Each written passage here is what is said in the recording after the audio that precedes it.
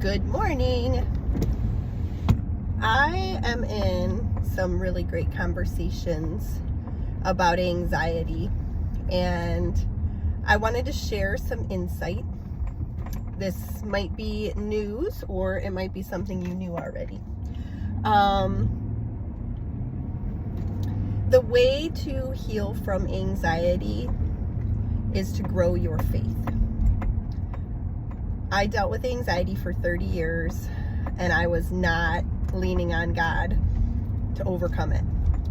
And I finally went through a time years ago, this was probably 8 years ago, where it was time to have a fresh perspective on what anxiety was doing in my life and what I needed to get out of it. The key was reading scripture, listening to worship music, praying, and talking to others about what I was experiencing.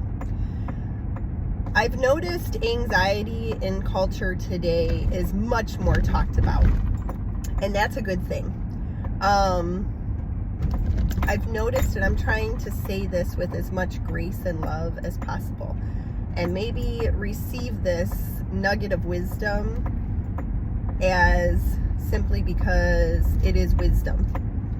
But we can talk about anxiety two ways. We can talk about it in how it holds us back and almost use it as an excuse not to do things, or we can talk about it in the sense that we're going to be open about it and not try to hide what we're feeling from others. And essentially what scripture says, we bring it into the light. We don't suffer in silence. We bring it into the light. We share it with others, and we seek help. This was unrelated to anxiety, but I've seen many counselors over the years. I just realized my phone's moving down. I've seen many counselors over the years, and most recently, the last time I saw a counselor, it was a few years ago. And I was sharing what I was going through, and he said, keep talking to your friends.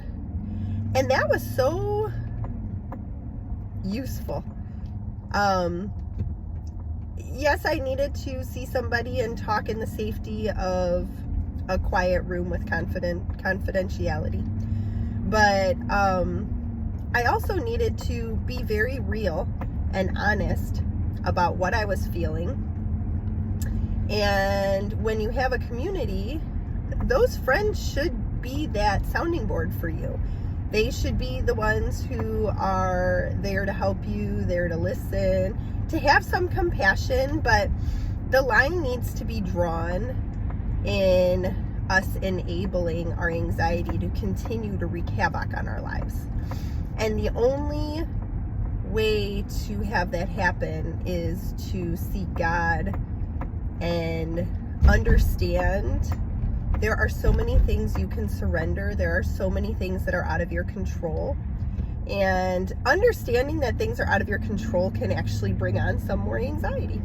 But as your faith grows, you'll learn that living in surrender and, almost like this serene state of understanding the things that are out of my control are not mine to control. That's a huge piece of wisdom that I've learned over the years. And it's really kind of cut my anxiety off at the quick. And so that's something, if you're looking for anything today that you haven't tried before, try a surrender prayer. You can look up the Serenity Prayer. I know that that's very easily accessible with a simple Google search, I should say, or DuckDuckGo search, as I use. Doesn't quite have the same ring to it, but long story short, I have been in conversations with a couple people recently, and they are good and hopeful conversations. And I can tell you the only difference in how things are going for them versus how things are going for the people who still struggle with anxiety, and I know there are a lot of you because it's become quite a thing. It's very common in days today. We were just at a couple birthday parties over the weekend, and one of them had lights and music, and it was great.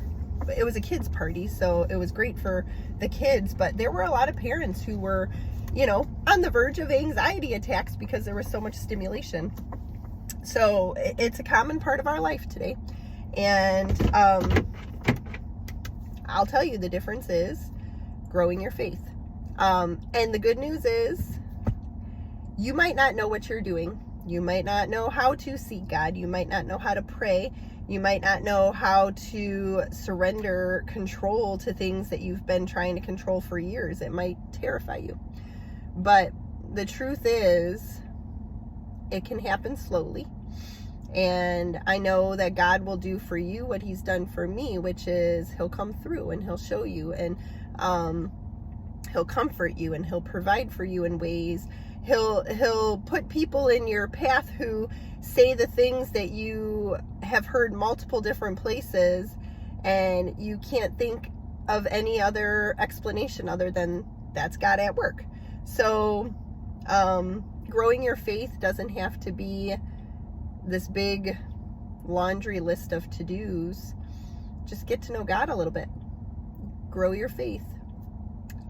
Trust in the Lord, and he'll provide in many ways, and you will probably find yourself feeling a little more peaceful. I know that's what's happened for me. My faith has grown, and my peace has grown alongside it, and I have a lot of gratitude, and I want to see others releasing some of that anxiety and that fear and those weights that, you know, kind of keep you from living your best life. Yeah, so that's where we're going to end today. Have a great day.